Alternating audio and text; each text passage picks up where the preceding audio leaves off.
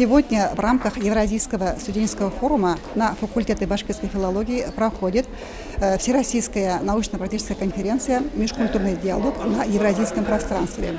Конференция посвящена 85-летию профессора Рашита Закировича Шакурова. Он долгие годы работал на нашем факультете и преподавал нашим студентам. Мне за свою долгую жизнь пришлось заниматься многими отраслями филологической науки. Это и литературоведение, фольклор. Но основная моя специальность – топонимика. По этой дисциплине я защитил кандидатскую, докторскую диссертации. Года 2 назад издал большую книгу «Загадки топонимики». Вот эти книги, вот эти труды, они востребованы, а в целом более 30 книг я издал.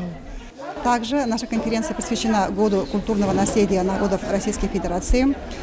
После пленарной части планируем провести работу секций по 4 направлениям.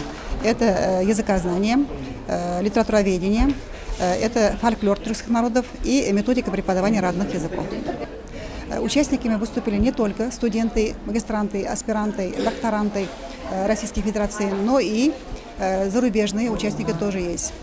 Очно принимают участие студенты, которые проходят у нас стажировку Горно-Алтайского государственного университета, и докторант из Казахстана, из Актюбинского регионального университета. Они приехали к нам на стажировку. По итогам конференции подготовлен сборник. Все участники получат сборник нашей конференции.